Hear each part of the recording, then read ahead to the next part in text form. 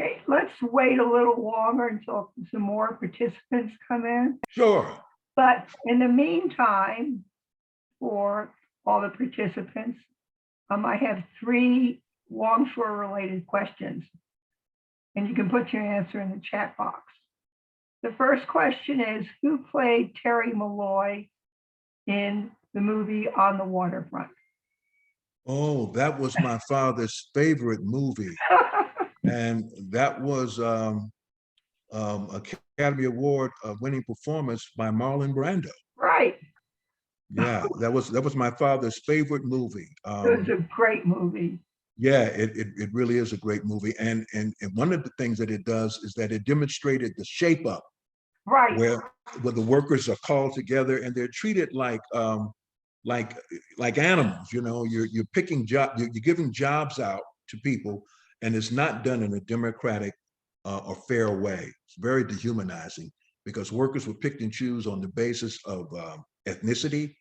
They were picked because of nepotism or kickbacks. It was very degrading, and that was one of the reasons for the 1934 strike. And you see that during the movie when workers gather together to be dispatched to jobs. Okay. Next question is, when did container operations begin at the Port of Oakland? Oh, that's a good question. I know that containers were introduced in the late 50s, 57 to 59, somewhere around that. And as far as the Port of Oakland is concerned, pretty early in the game. Yeah. I would say the early 60s. Actually, it really got, I mean, they was like happenstance. They tried to implement it, but it was really during the 1970s that it really got underway. But let me just say this: 1960, there was an agreement called Mechanization Modernization, M&M, and that was the beginning of what we now call automation, but it was modernization then. Right. And that's when it first got started in the early in 1960. It was okay, but by 1970, it's in full swing, and that's when there was a strike because the union didn't like what it was doing to the way that longshoremen did things. Okay. Okay. And actually, it was September 1962, the first container ship arrived in the Port of Oakland. It was a Sealand vessel. Sealand, yes, Sealand, yeah. The Port of Oakland was the first major container port on the West Coast. And last question is, what is the busiest port on the West Coast? Oh, that is an easy one because it is that the answer to that question is it's also the largest maritime operation in the country, and that is the Port of Los Angeles and the Port of Long Beach. Right. Those two, yeah. And but you know what? Interestingly enough, Mary, at one point, San Francisco was the largest port on the West Coast. And yeah, and all of that changed when I guess the best way to put it is that LA has more harbor, can accommodate more ships than we can. And once they got to developing themselves where they could, have the container operation, they supplanted us. So you got LA, Long Beach, and then you have the Port of Oakland. So technically speaking, I think you could say we're the third busiest port on the West Coast, but LA is so much bigger than we are, and rightfully so. Let's wait a couple more minutes and then we'll start, okay? Oh, okay. Maybe I'll start now. Good evening. Welcome to another Oakland Air Heritage Alliance Thursday night Zoom lecture. Tonight, the other Clarence Thomas will speak on the other May Day. I bet you that's the first time you've heard that. Actually, it isn't. Go ahead. and the efforts of the ILWU to reclaim it. Clarence has been fighting the good fight for years. In the late 1960s, as a member of the Black Student Union at SF State and as a member of the Black Panther Party here in Oakland. He has retired from the waterfront, but not the struggle. He edited and published Mobilizing in Our Own Name, Million Worker March, which is right here, people can see it.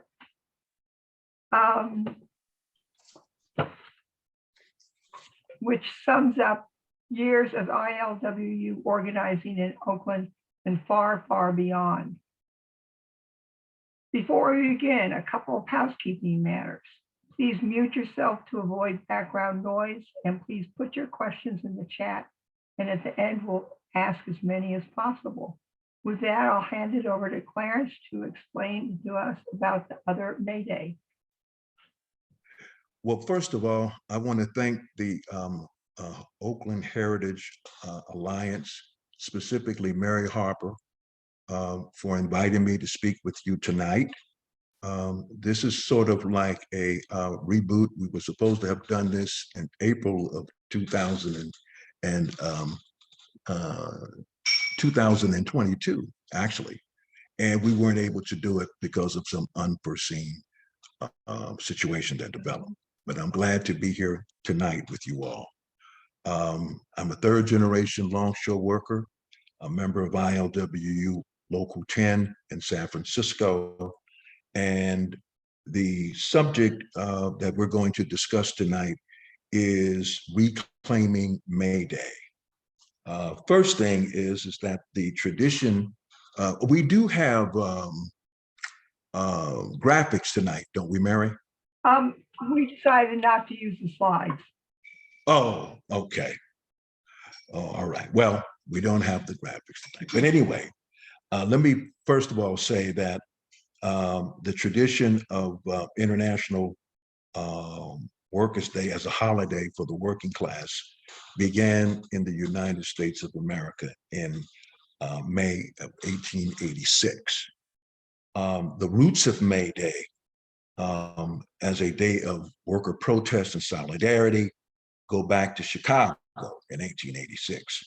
But May Day has been a part of the history of working people going back to peasants in Europe during ancient times. And it had to do with the celebration of spring, of planting, nature's reawakening after winter, the feast of rebirth, fertility, and love. May Day was celebrated with food, wine, music, and dancing around the maypole. I'm fond of saying that as a child who grew up in Oakland in the 1950s in public schools, we danced around the maypole on May 1st. But little did we understand about its political context, only that of the festive occasion, as I've just made reference to. Modern day May Day was born in the struggle of workers, especially in North America, for a shorter workday.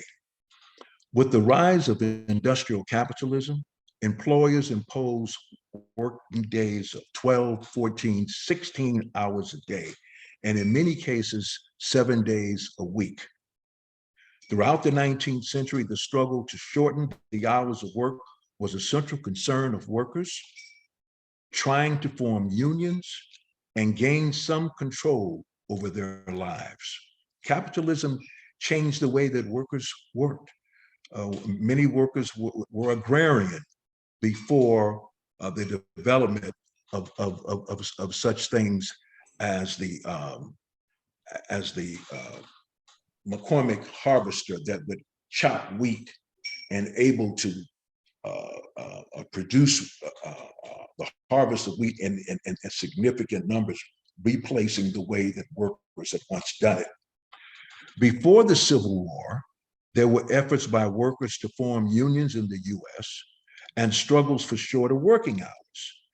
These efforts were scattered, intermittent, and usually aimed at getting the workday down to 10 hours a day. A mass movement demanding an 8-hour workday appeared after the war, and to a great extent because of the war. The Civil War had become a war of labor liberation through the actions of enslaved Africans who conducted what W.E.B. Du Bois called, quote, the Great General Strike, stopping work and leaving the plantations en masse when the Union Army approached. Their actions changed the nature of the war and forced Lincoln to proclaim the emancipation of the enslaved Blacks. Workers in the North, white workers, many of whom fought in the war, were deeply affected by seeing the impossible had happened. Enslaved Blacks managing to emancipate themselves. To Karl Marx in London, who wrote in Capital, his great critical analysis of capitalism, quote, in the United States of America, every independent workers' movement was paralyzed so long as slavery disfigured part of the republic. Labor cannot emancipate itself in a white skin where it is branded in a black skin, but a new life immediately arose out of the death of slavery. The first fruit of the Civil War was the 8-hour agitation that ran with the speed of a locomotive from the Atlantic to the Pacific. Haymarket. In 1884, the Federation of Organized Trades and Labor Unions, which 2 years later renamed itself the American Federation of Labor, voted to call for strikes on May 1st, 1886, to force employers across the country to agree that 8 hours shall constitute a legal day's labor. May Day 1886 indeed brought a national wave of strikes involving some 500,000 workers in cities and small towns. Nowhere was the movement stronger than in Chicago.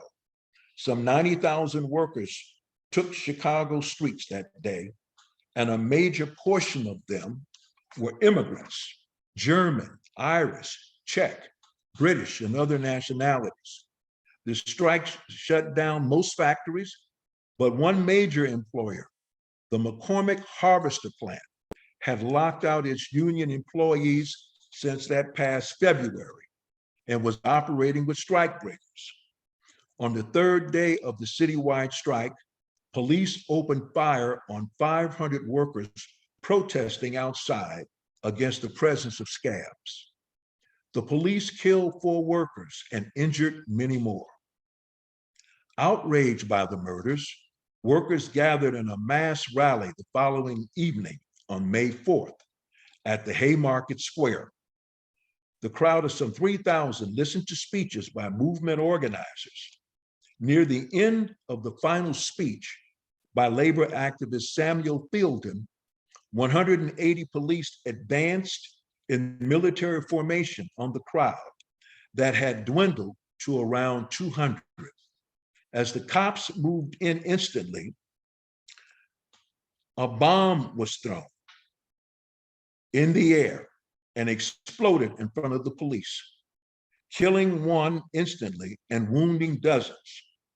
The police regrouped, opened fire on the crowd, killing one and injuring many. Several officers were fatally wounded in the melee of friendly fire from their own force. The next day, the mayor declared martial law. Hundreds of militant workers were arrested. Homes and union officers were raided. Eventually, 8 men were chosen to stand trial because most of whom had not even been present at Haymarket on the evening of May 4th. But all of them were effective labor organizers and therefore hated by the ruling class of Chicago. 6 of the defendants were immigrants, 5 German, 1 British, which aided the effort to demonize them. None of the accused were directly charged with murder, since there was no evidence connecting them to the bomb. They were charged with conspiracy to commit murder and were put on trial for their ideas and their radical labor activism. The trial was a travesty with fabricated evidence. Several jurors declared the defendants guilty before the trial began, and no workers were on the jury. Newspaper headlines in Chicago and across the country screamed for blood, and the trial's outcome was obvious in advance. All of the accused were convicted, all but one sentenced to death. The other, Oscar Neebe, 15 years in prison.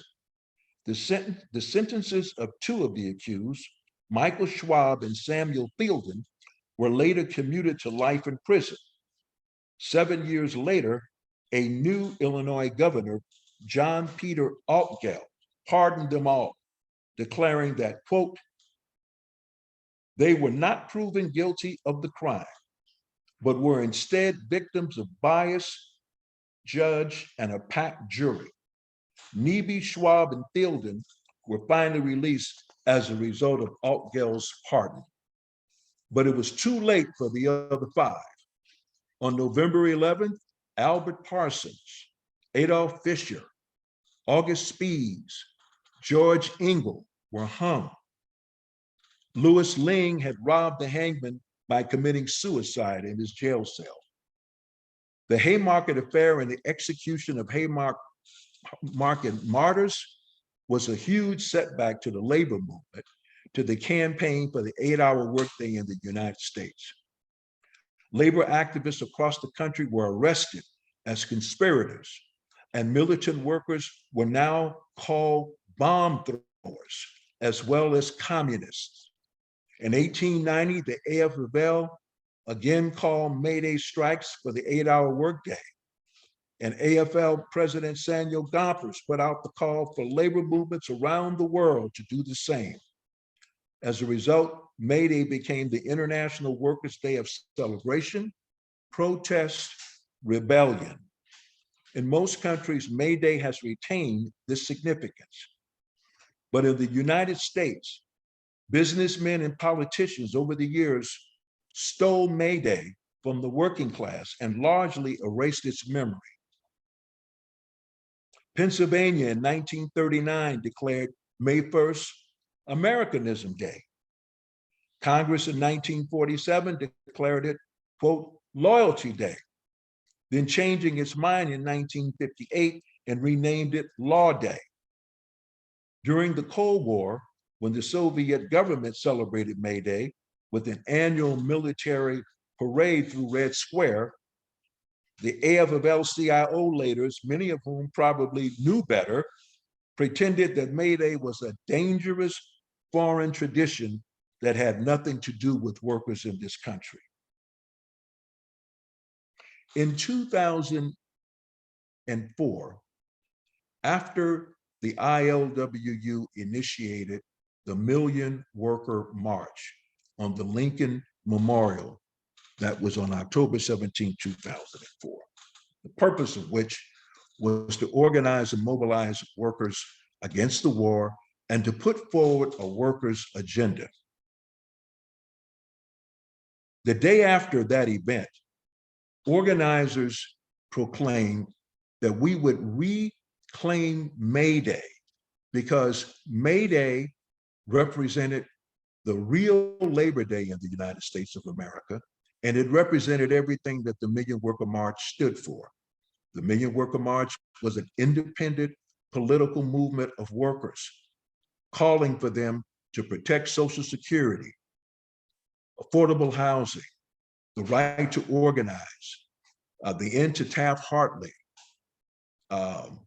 also the end to the war in Iraq and Afghanistan and to endless wars, protection of pensions, protecting the environment, so forth and so on. In declaring May Day in 2005 to be reclaimed, immigrant rights organizers of the Million Worker March, organized May Day rallies and marches in such places as Union Square in New York, the Embarcadero in San Francisco, and Los Angeles and Chicago. But on May 1st, 2006, immigrant workers brought back May Day as an American workers' holiday and a day to fight for justice. Following mass protests across the country in March 2006 against the Republican bill in Congress to make it a felony to be an immigrant without documents, organizers decided on May 1st as the day to continue the struggle. Over 1.5 million people took part in May Day demonstrations that year, one of the single largest of the protests in US history. The biggest events were in Chicago, Milwaukee, Los Angeles. This was very significant in that the workers that were primarily responsible for this action were not workers who belonged to a union, but were workers who were a part of the immigrant labor force, which is the most exploited and oppressed sector of the American working class. 2006 was a very significant day for May Day celebrations in the United States. But one of the most significant when it comes to labor took place on May 1st, 2008, when all 29 ports on the West Coast were shut down for 8 hours, not because of wages, not because of working conditions, and not because of a contract, which in fact we were negotiating on during May 1st, 2008. No, we shut down to oppose US foreign policy on International Workers' Day. In defiance of Taft-Hartley, we were taken to the National Labor Relations Board by our employer, the Pacific Maritime Association. All 29 ports on the West Coast, including Vancouver, Canada, was the first time in American history that there was a May Day action of this magnitude involving labor. I think it is important to point out at this point why it is that the ILWU has been in the vanguard of the labor movement with regards to reclaiming May Day. I think that when you look at our own history, and specifically in 1934, where there was a West Coast waterfront strike, and one of the goals of the strike was to lower the working hours to 6 hours a day. That was revolutionary at that time. And also calling for an end to the shape-up, which had to do with this dehumanizing method that was very discriminatory and very undemocratic on how longshore workers were selected to go to work. And if anyone has ever seen the movie called On the Waterfront starring Marlon Brando, you will see scenes of what they call the shape-up. Bosses would give workers jobs based upon nepotism, ethnicity, kickbacks, and so forth. And one of the goals of the 1934 strike was to end the shape-up and allowing workers to democratically and fairly dispatch jobs. The powers that be, the city of San Francisco, the governor of the state of California, Hearst, who controlled the Examiner and the Chronicle newspaper, they all, and the corporate community and the shipping owners, they thought that this was some type of a Bolshevik communist agenda, lumping longshore workers and their demand for greater worker democracy at work in the same fashion that the Haymarket activists were maligned and called communists. Although, for the record, there were members of the Communist Party that were longshore workers at that time. In fact, Harry Bridges was put on trial 4 times. Some of those reasons was because he was said to be an illegal alien, that he had committed perjury, and that he was a member of the Communist Party and lied about it. And each time he was found he was acquitted and found to be innocent. But the struggle for the 8-hour workday and the struggle that longshore workers engaged in 1934 are very similar. The police, the National Guard, Pinkertons, which is a form of modern day Blackwater, I guess the best way you could describe it was private police force, were all unleashed on longshore workers because longshore workers were refusing to go to work. Workers were killed by the police. There were also deputies, I guess I could say, vigilantes were deputized by the police and others to also be used to brutalize, disrupt, maim, and kill longshore workers who were out on strike. On July 5th, 1934, a longshore worker and a maritime worker were both shot and killed by the police. That day has been memorialized by being called Bloody Thursday.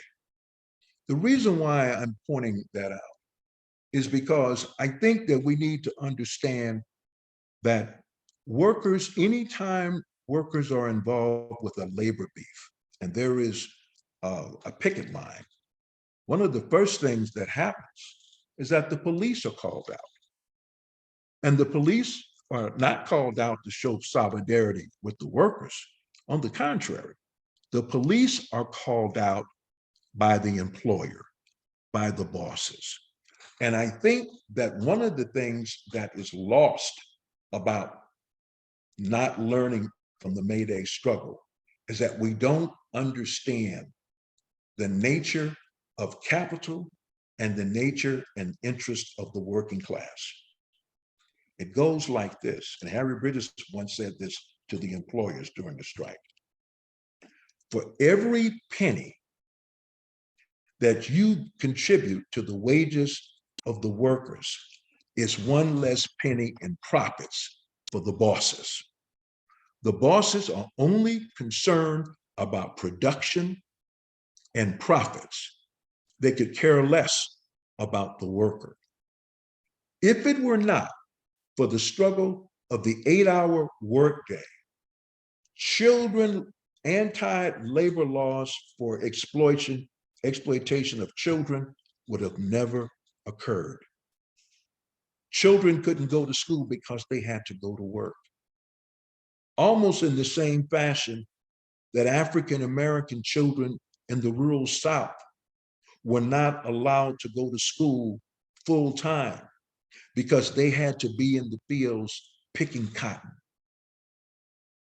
These contradictions that existed around the question of the exploitation of the working class has benefited, the struggles have benefited not only the people who belong to a union, but to every worker who has a job.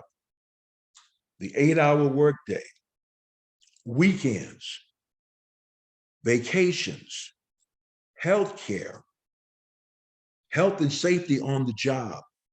All of these things came about through workers' struggle. And more specifically, one of the most important lessons that we can take from the Haymarket struggle is this: the greatest leverage that the working class has with the bosses or with capital are the ability to withhold their labor. That's the only real leverage that we have, because it is at that point that the bosses or the employers are faced with the reality that they're not going to be able to generate any profits. So in the case of the 8-hour workday in 1886, what did the employer do? They brought in scabs. They brought in scabs to work. And that created a situation where you had the working class being divided. But guess what? They used that same strategy in 1934 on the waterfront maritime strike. The bosses used African Americans who, because of the order of the day and the culture of the day and the societal norms with respect to multifaceted structures of racism and white supremacy in the labor movement, Black people could not work on the waterfront in significant numbers. So we were used as scabs. But it was because of progressives, radicals, and in some instances, members of the Communist Party, who in 1934 saw that they could not win the strike without support from the Black community. And Harry Bridges and people like Henry Schmidt and others demonstrated that Black Lives Matter in 1934 when they appealed to the few Black longshore workers, not to cross the picket line, but more importantly, to the broader Black community in Oakland and San Francisco by going to the Black church. And it was men like C.L. Dellums who facilitated the ability for these progressive whites who were longshore workers in San Francisco to appeal to the Black community. A proposal was made that if the Black community would support the strike, then longshore workers would ensure that African Americans would be hired in significant numbers on the waterfront. The Black community made good on that commitment, and so did the union. I'm mentioning this because we saw how in Chicago, how the McCormick Harvester had locked out the workers, and those were highly skilled workers, and hired scabs. And that led to the confrontation with the police. These lessons are so critical for the working class to grasp that I made a few notes tonight because I wanted people to understand exactly what it means by not having May Day, knowledge of May Day. First of all, workers in the United States of America do not have a labor party. That can be attributed in many, many ways to the lack of understanding and the importance of May Day. Not only was May Day about the struggle for the 8-hour workday, but it was also about the working class taking control over their lives, trying to make sense of this capitalism and what it meant in terms of its ramifications to its family, to their lives. The second thing is there is a lack of working class consciousness in this country, which can be attributed to a lack of understanding about the history of the labor movement.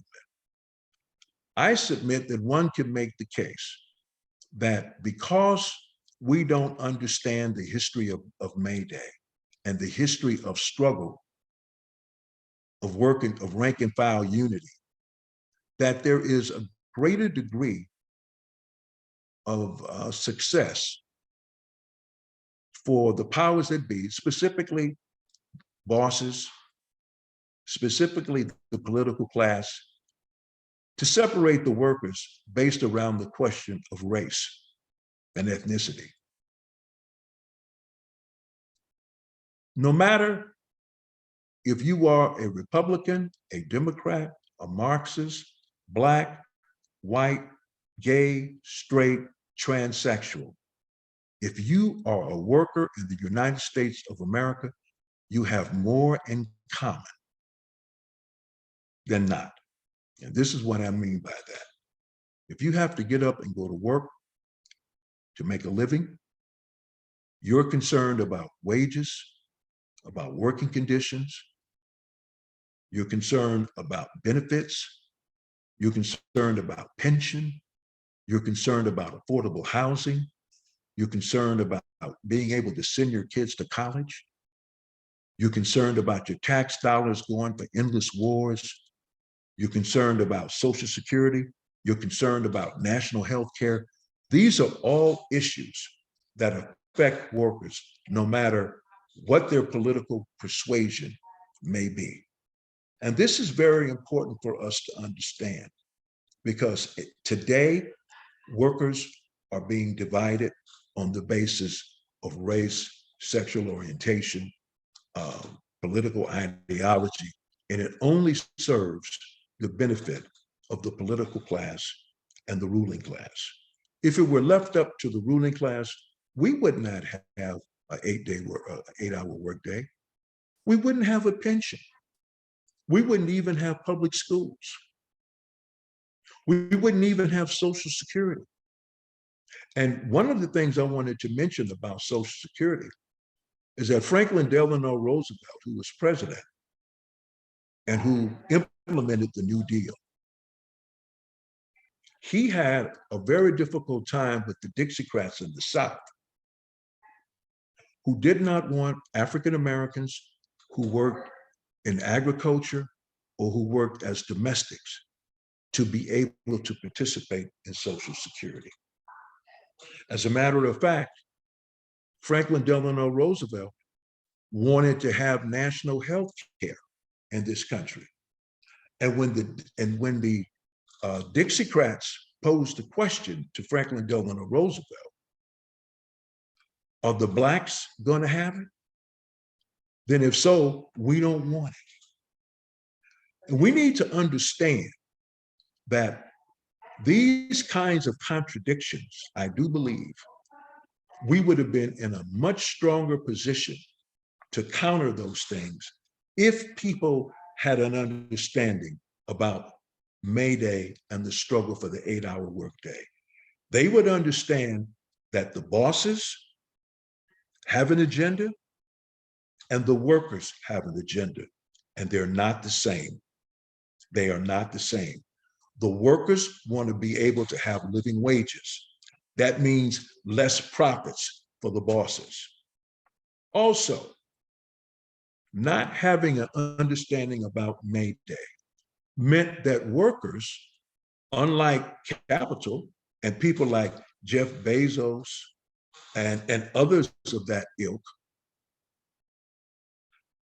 they have something in common with billionaires all over the world. And they support their interests internationally. The same thing should happen for the working class. One of the benefits of being a longshore worker is that the founders of our union believed that workers have an obligation to be able to travel and meet and talk with other longshore workers, because they face the same issues that we do here. We need to share our experiences. And not only that, but in times of struggle, we need to come together the way that they did during the 1940s, when Harry Truman threatened to take over the docks. There was a National Maritime Committee that was assembled by Harry Bridges and others.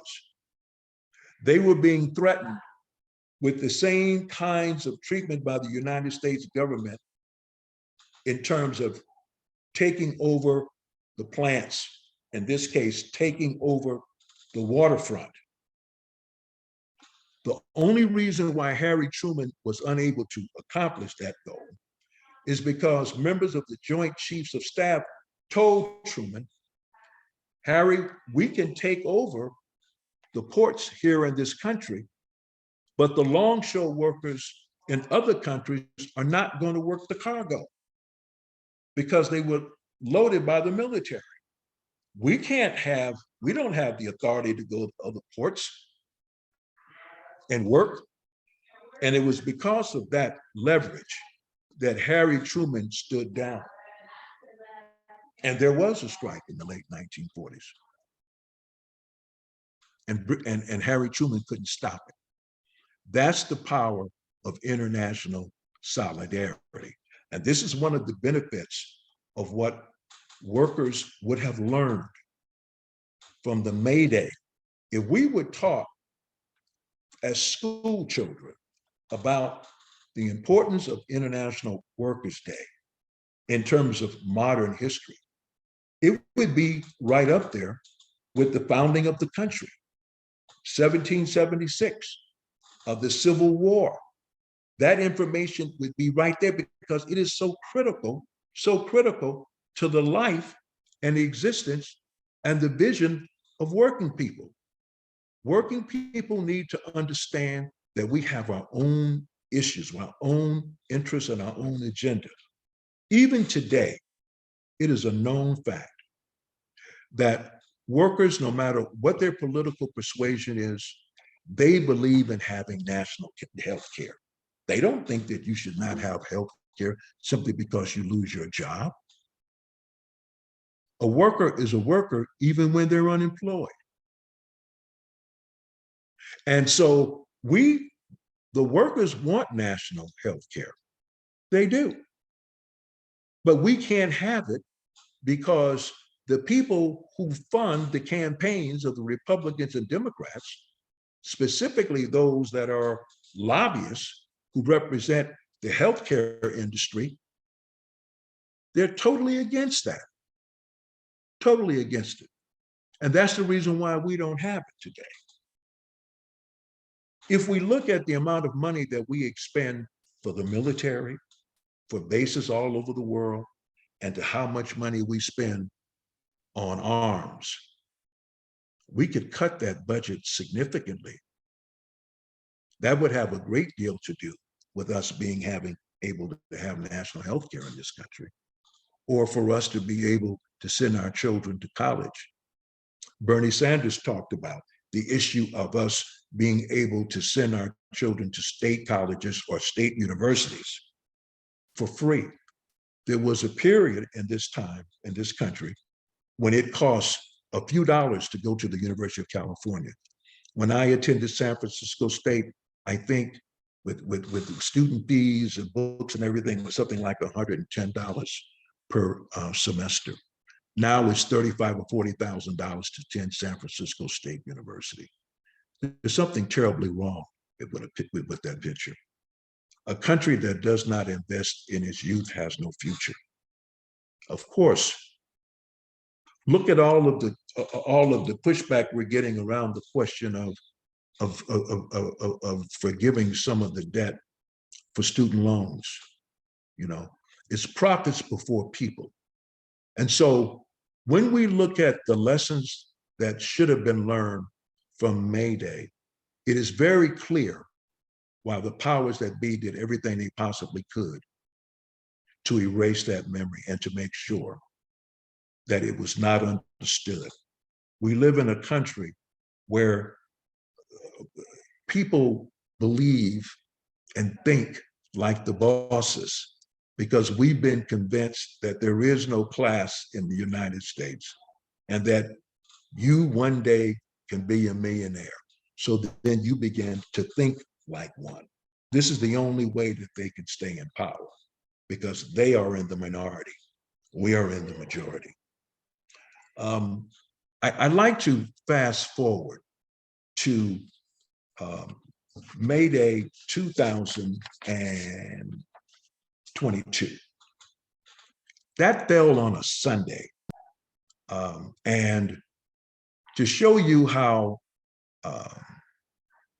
smart and strategic thinkers workers are today, members of the ILWU Local 10 and the members of the OEA, the Oakland Education Association, the Oakland teachers, they joined together to take an action on April 29th.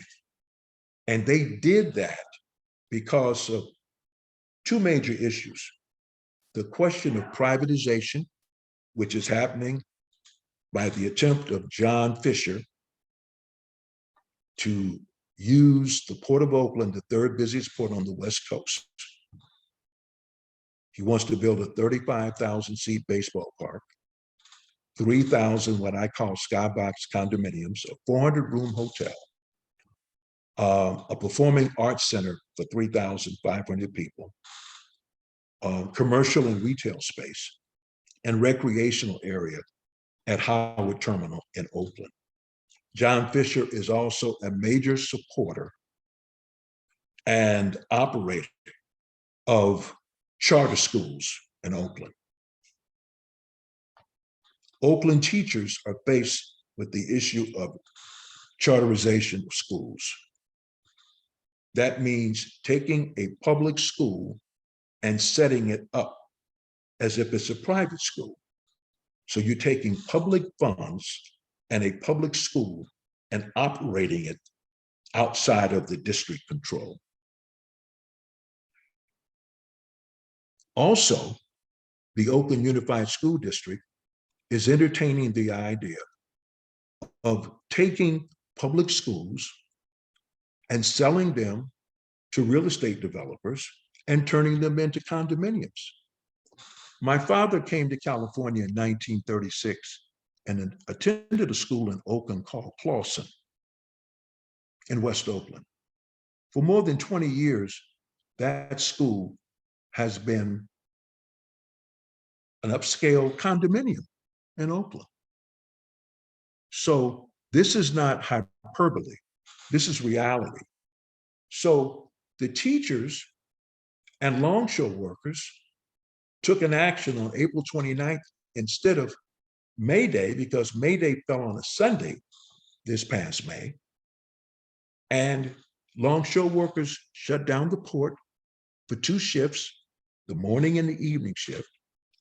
And the teachers didn't go to work on the day side. This is straight out of the playbook for the struggle for the 8-hour workday. And one of the most important things about it was the grouping of the workers. You've got teachers on the one hand and dock workers coming together. This is what we're going to have to do in the future in order to protect the interests of the working class. People in this country need to understand that just because you get paid above a living wage, some people, you look at football players, basketball players, they have contracts. Once their contracts are over, or once they're cut, that they no longer are able to play, their lifestyle will change. And that's the reason why they have unions too. And we need to understand, if you are a worker in this country, no matter if you're white collar or no matter if you go to work and you work in a classroom, or you work at a hospital like nurses, or you work at a grocery store, we're still all workers. And as such, we have common interest. And so that is very important. And I think that stopped the privatization action that took place on April 29th was very significant. And it demonstrates that the Oakland teachers have also learned lessons from 1886 and May Day. And they don't have any problem in working with longshore workers. As a matter of fact, longshore workers were initially only supposed to have 8 hours off on the day shift. But what happened? Oakland teachers went to the port to show solidarity for longshore workers on the night shift. And there was no work on the day shift or the night shift, and teachers did not. That was indeed a militant workers' action around the issue to stop privatizing public land for private benefit. And I think that it's important to bring that up, because this just goes to show that the effort to reclaim May Day was not based upon some abstract, historical connection. No, this is real. This is about how do we move forward into the future. And we're going to have to take more actions like this, because the only leverage that we have as the working class is the ability to withhold our labor.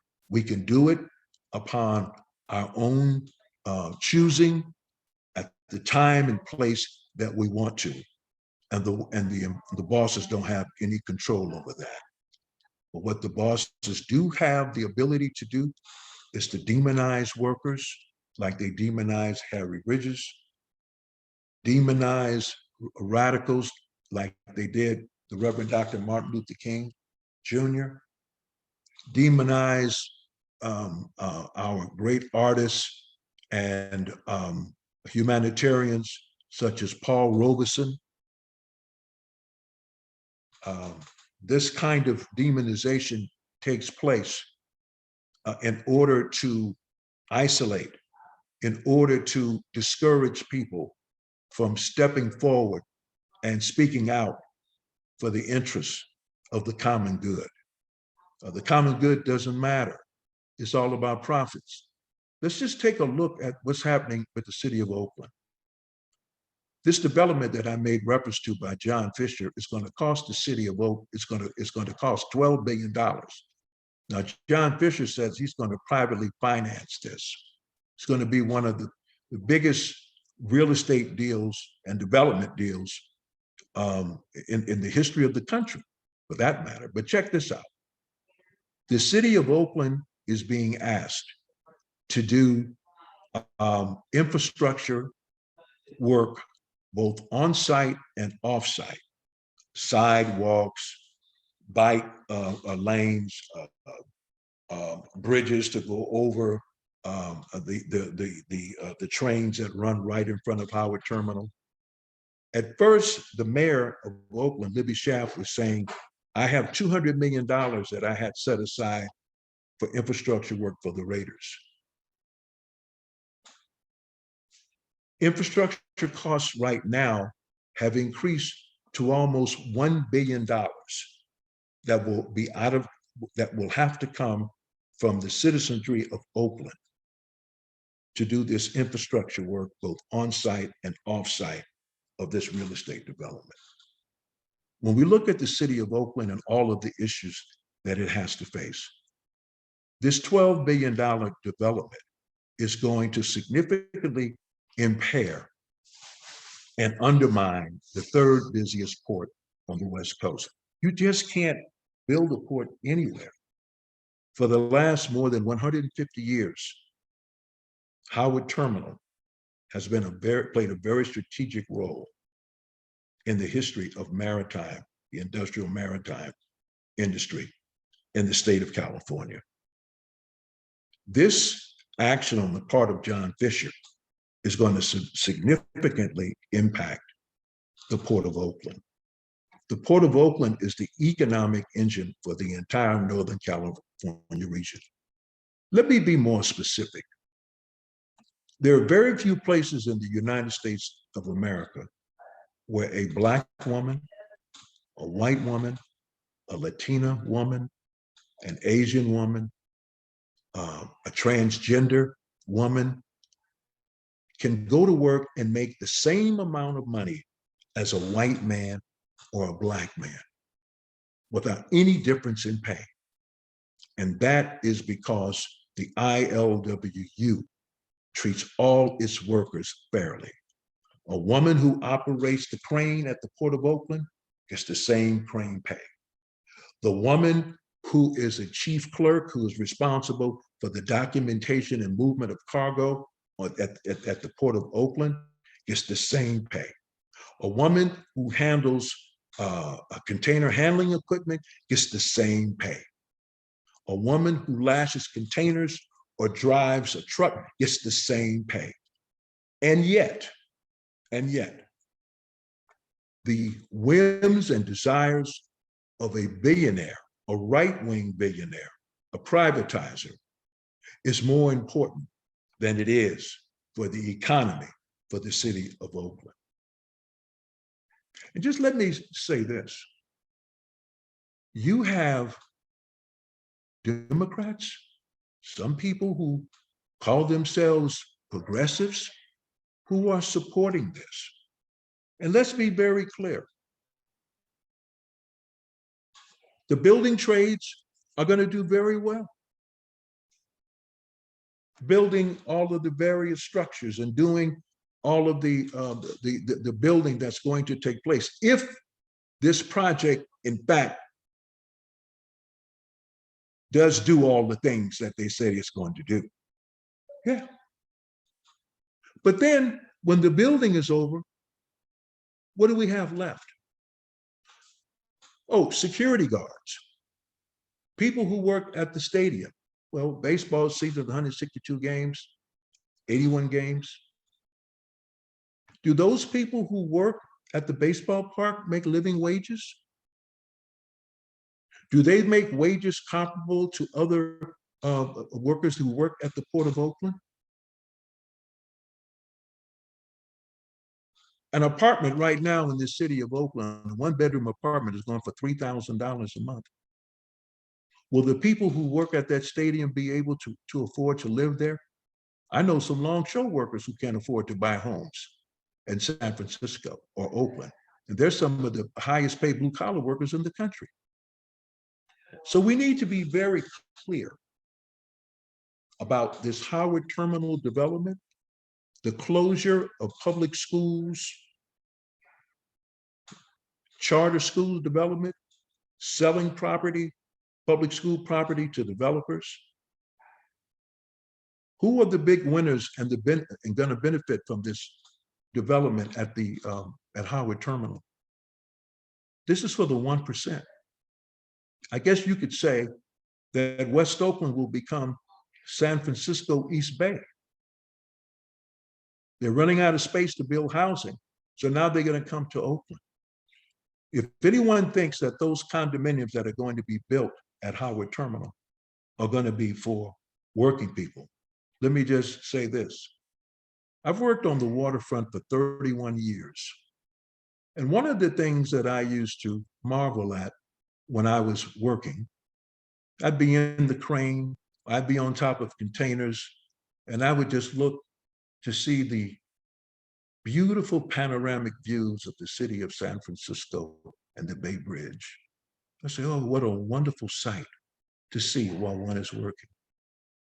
That's why Fisher wants to be at the Port of Oakland. He wants to be able to take advantage of that ambiance. But this is the third busiest port on the West Coast. And I would like to say this because I believe it's important to highlight something that is rather an irony. Inasmuch as we've talked about May Day and the issues of the employers and the issues of the working class, I'd like to make a point for the record. Because of this action on the part of John Fisher, do you know there is an organization called the, oh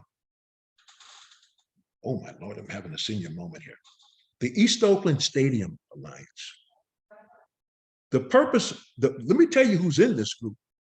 You got the ILWU, you got other maritime unions, you've got shipping owners, you've got terminal operators, you got the Pacific Merchant Shipping Association. We're all on one side together. This is really unheard of, but we're doing this in order to protect the jobs in the Port of Oakland. So I guess one could say we do have mutual interests. It doesn't happen very often, but this is one of those occasions. Something is terribly wrong when a multi-billionaire, a right-wing multi-billionaire who owns the Gap, Old Navy, a major landowner in the United States of America, is attempting to build a playground for the rich at the third busiest port on the West Coast. And you got Governor Newsom and other, Bonta, who's now the Attorney General, and others just applauding and loving this. Just go to show you that the interests of the Democratic Party, the interests of working people are not one and the same. And we just need to be very clear about this. I think that at this point, maybe we want to have some questions. I don't know, Mary Harper. Oh, You on mute? I can't hear you. Are you on mute? I'm unmuted. You answered my question about the connection between African Americans, the general strike, and CL Dillon. Yeah. So that was, I think that's an important question, important for Oakland. It is important for Oakland. You know, one of the things that CL Dellums, he wanted to be that's Ron Dellums' uncle, by the way, former mayor of the city of Oakland and member of Congress who represented the Oakland Berkeley community for almost 30 years. CL Dellums said that when he came to California in the 20s, he said that there was three things that an African American man could do. Number one, could work on ships, which is what his brother, Ron Dellums' father, did. He was a member of Local 10. Work on trains, which is what C.L. Dellums did, or do something illegal. He chose to work on trains. So my grandfather decided to work on ships. And I think that those jobs provided African Americans with the ability to buy homes, to send their children to college, to become part of the bedrock of the Black middle class. Because many of those people who worked as Pullman car porters were educated, and they could not get jobs working for corporate America or even working governmental jobs because of Jim Crow. So they wound up being Pullman porters. And many of them married women who were teachers, nurses, secretaries, librarians, whatever. And it was that group of workers that really were the first wave of Black folks to be able to buy homes in Oakland. And then they were supplanted by longshore workers. The numbers of Black longshore workers began to take place during World War II. With the Great Migration, especially the second migration of people who came to California in the 1940s, specifically to work in shipbuilding. People like a man by the name of Cleophas Williams, who was the first African American to be elected president of an ILWU Local in 1967, which was the same year that the Reverend Dr. Martin Luther King spoke at Local 10 and was made an honorary member some 7 months before he was assassinated. You know, it was that generation of men who became longshore workers, some of whom had been members of the ILA in the South, where they had worked in New Orleans and in Houston, and they came and joined the ILWU with that experience in operating equipment as stevedores, or should I say as longshore workers, and also being union men. And we saw a major shift where longshore workers, African Americans, became a significant percentage of the ILWU.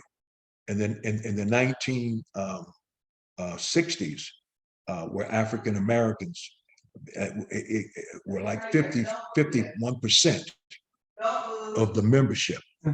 And it was, you know, it just was amazing to see how those numbers grew.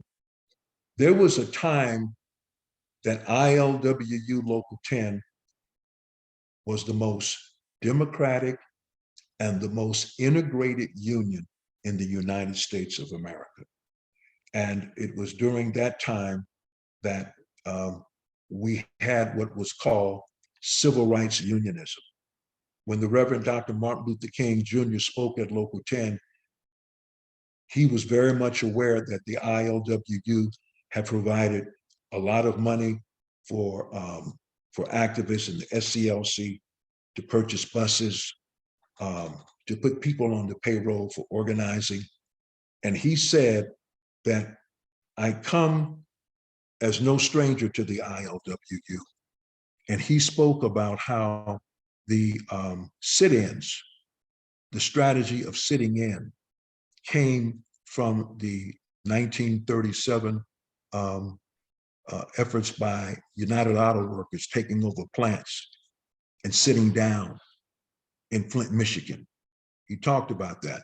He said that the Negro freedom movement and the labor movement represented the bedrock of democracy in the United States. So that civil rights activism was supporting the civil rights movement. It supported the Black liberation movement. It supported Nelson Mandela and the anti-apartheid struggle. When Nelson Mandela was released from prison and he spoke in Oakland at the Coliseum, he thanked the ILWU for refusing to unload South African cargo for 11 days in 1984. We also divested all of our pension funds from corporations that did business with companies in South Africa. This rich history is what the ILWU represents, is what the ILWU has contributed to the Bay Area and to the world. And it's just so interesting to see how people who claim to be friends of labor would now want to see this situation develop at Howard Terminal, or support the idea that we need to close schools. One of the reasons why they want to close the public schools is because they say that attendance is, that there's a smaller number of children attending the schools. Well, what we know is that teachers have greater productivity in smaller classrooms. But this idea to get out of the financial deficit of the school, of the Oakland Unified School District, by selling its property to developers is such that they've lost their way and their mission. Yep. And I just think that we are at a point right now where we have to begin to decide, we as working people in this country, just what kind of a country do we want to live in? Do we want to applaud the number of billionaires and millionaires? I mean, even if they're Black millionaires like Oprah Winfrey and others, that may be good for them, but that's not anything that is a good aspiration for a child growing up in the city of Oakland.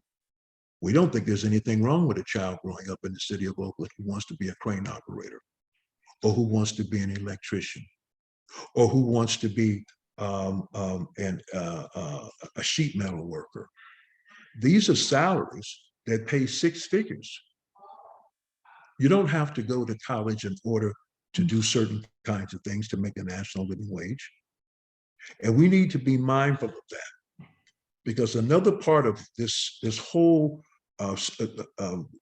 plan of doing this development at Howard Terminal is part of a blueprint today that's becoming very, very popular, where new real estate development is connected to ballparks or the stadiums. And the whole idea is to have a stadium or a ballpark, and then you have restaurants and shops and so forth and so on.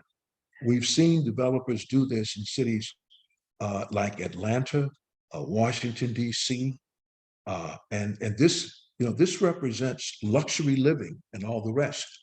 But at the same time, too, what it's also doing is threatening industrial jobs in cities.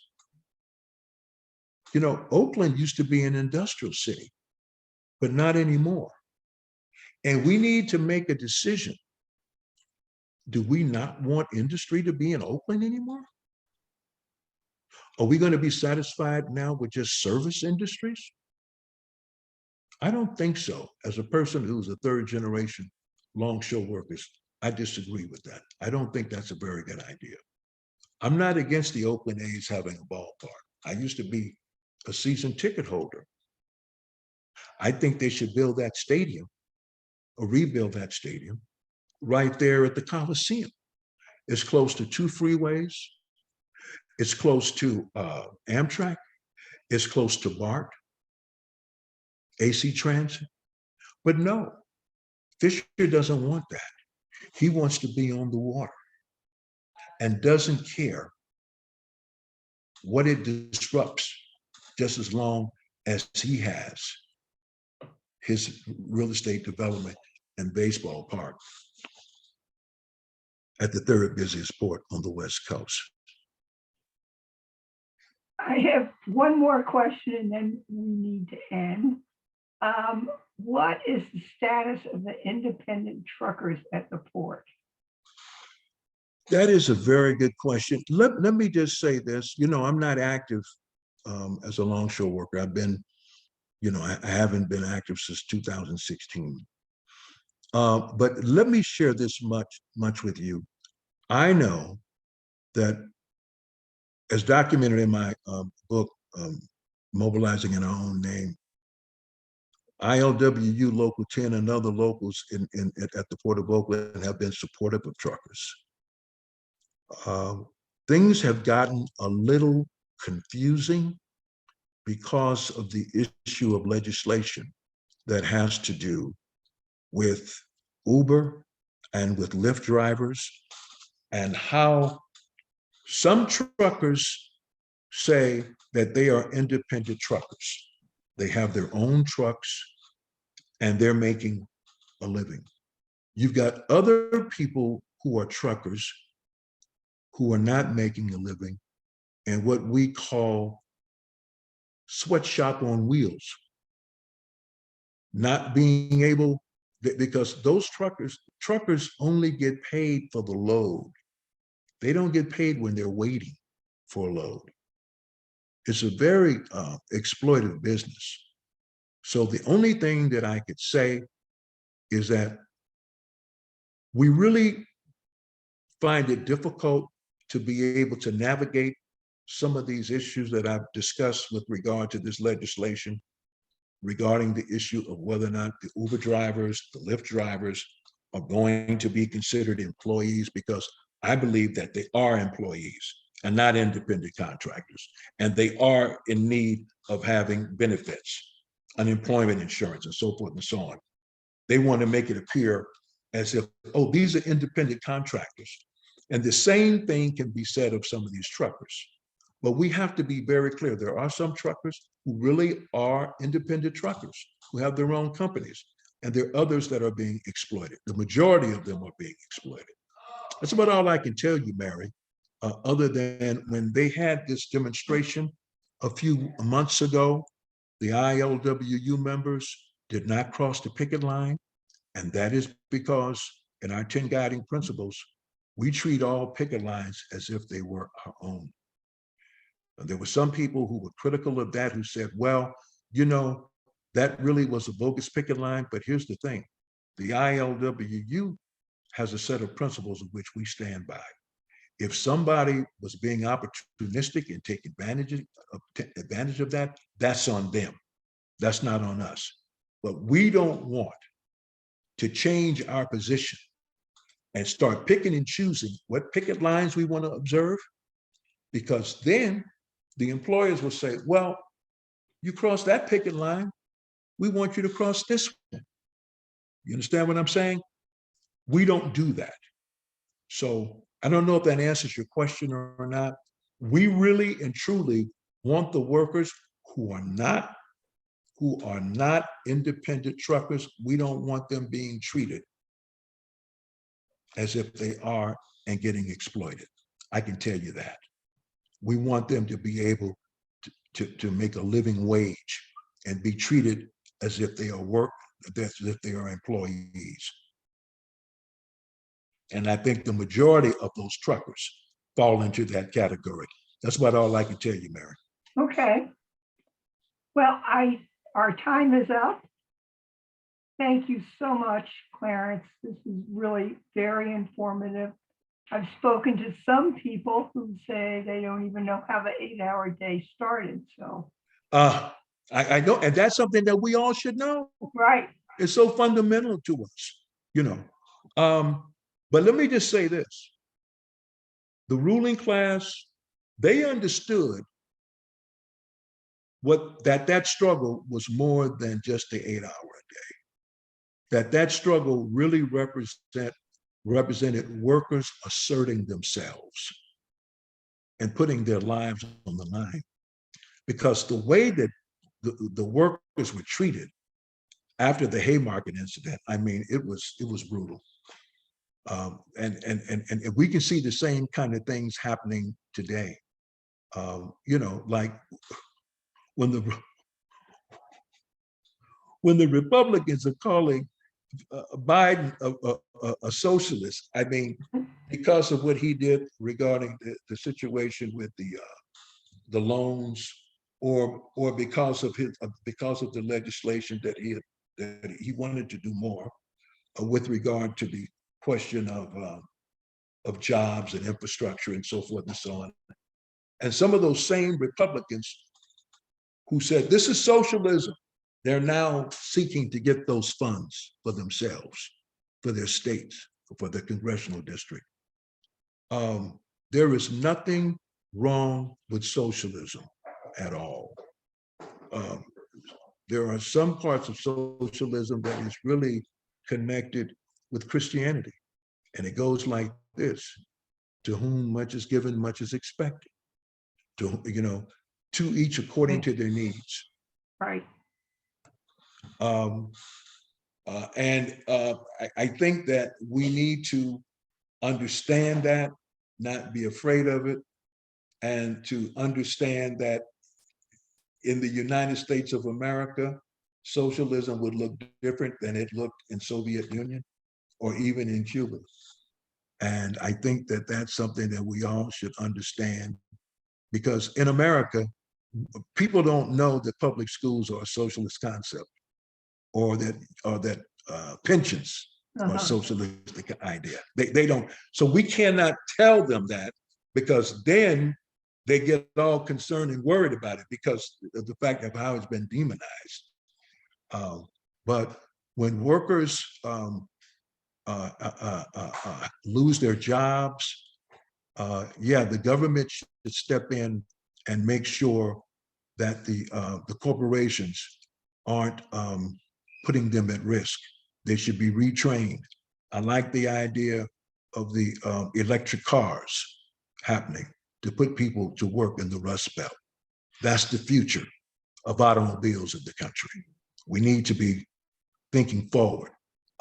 People need to understand that fossil fuel is not infinite. It's going to run out. That when you look at what's happening right now in Florida, people cannot continue to build homes in places that will put them at risk and expect the government to bail them out. We're going to have to be much smarter about where we build. And we have to take into consideration climate change. These are all things that me as a longshore worker have been involved in. When I was a longshore worker, I was very active in the whole issue of cold ironing.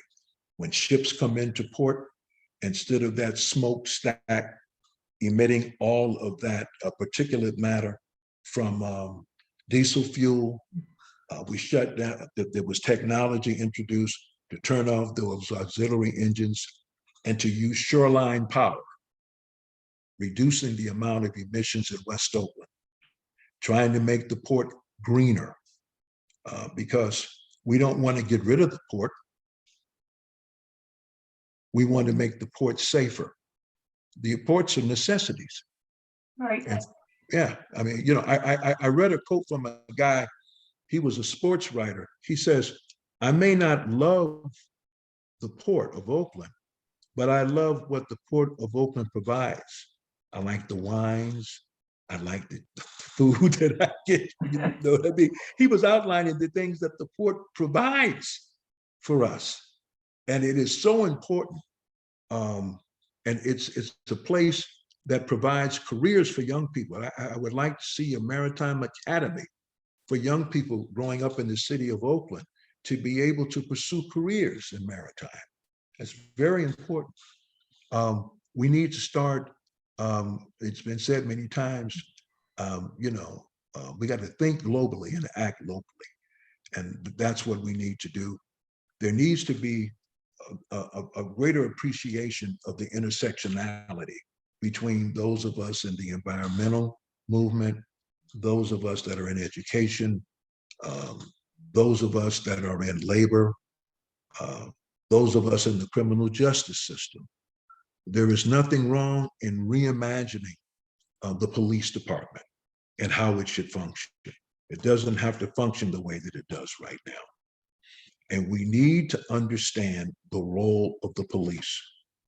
And this whole issue about crime, which you're probably tired of it too. We have heard this issue about crime. Nixon talked about it. Listen, when we have capitalism and we have poverty, we're going to have crime. We're going to have crime, and so white collar crime, that's tolerated. Oh, it's too hard to figure it all out. But some kid who's selling weed or crack on the corner, you're going to throw the book at him. But people who are doing things to undermine the climate and undermine jobs and undermine our national, nothing happens to them. They go free. And people see this. And I'm not trying to make excuses for people doing wrong, but I say this. If we can provide jobs for our young people, meaningful jobs, I wish we could hire 2,000 or 3,000 of these young people to go to work on the waterfront. And I can tell you this, Mary, that in 1999, we had a massive sign up for longshore jobs at the Port of Oakland and also in the Fillmore Hunters Point area. People stood in line for hours for an opportunity to become a longshore worker. We set up a special lottery in the Fruitvale area and in West Oakland. People had a chance. You could either apply for longshore jobs through a lottery in West Oakland or through the Fruitvale. But if you did that, you could not put an application in with the general pool. So Ignacio de la Fuente and Nancy Nadell both pulled cards out of a drum. And those individuals were put on a list to be hired as longshore workers. Some of those individuals had records for selling small amounts of cocaine or weed. And so when the employer started to object, because the employer agreed to this system, I raised the point. I said, well, who did you think was going to be hired, who were going to be applying for these jobs? I said, a lot of these young people were forced to enter a plea because they didn't have money to fight these cases. Some were just picked up and facing these charges. So many of those youngsters who were hired are now living exemplary lives. They're crane operators. Some are even foremen now. There are chief clerks, supercargo, who are responsible for very sophisticated work on that waterfront, who had once been arrested for having marijuana or having a few grams of crack cocaine on them. Years, decades ago, who've turned their lives around. And so we need to understand this and be aware of what these jobs mean to the community and what it means to the city and what it means to the country. And so I'm so grateful that you've allowed me to come tonight and be a part of this. I'm sorry we didn't have the graphics, but but it was very important, Mary, and I'm very grateful to the Alliance for making this possible. And you kept your word by having me to come back. And we're going to make sure that this tape gets out. Yeah, to those and, the port is so important to Oakland, and it's really great to hear about its importance and how it's important. So, so much. Oh, and thank you, Mary. And I just hope that, I've been able to share some things that people will understand. And It's not that we are against baseball or against the Oakland A's. We're not. I mean, but we think that that's the wrong place for a ballpark, and it's the wrong place for all of the other things. We think that those things should be happening in East Oakland. Right. That's where they should be happening. And it would have tremendous benefit to the city. And just to make this point clear, there's a parallel track that the Fisher family is following. They're also exploring having a baseball stadium in Las Vegas. You know, somewhere around the strip. I mean, they got a dual thing going here. This stadium at Howard Terminal is far from being a done deal, because the city of Oakland, the city council has stated that it's not going to take funds from the general fund to finance this infrastructure work that has to take place. They've been very firm about this. And Fisher really hasn't spoken to the numbers. There's been a lot of smoke and mirrors here, but there's a lot of unanswered questions about this stadium. And I submitted all along. I said, if you call yourself a fiscal conservative, you have to be able to speak to the numbers. There's no way that you can just have some open-ended thing. No, you got to explain what this is gonna cost. And where's the affordable housing going to be? And what does affordable housing mean? Those are all very good questions, and I'm sure Oha and a lot of other people will be asking them. Yeah. And you asked some good questions tonight too, Mary. I want to let you know that. So you did your homework. So thank you, Clarence. Thank you, Mary. Okay. And here is your book. Mobilizing. By the way, Mary, when will this be available for people to see? I think it's a couple of weeks. Please let me know. I will let you know. Okay. Okay. All right. Thank you once so much, again. Clarence. Stay safe. You too. All right. Okay. Peace and solidarity.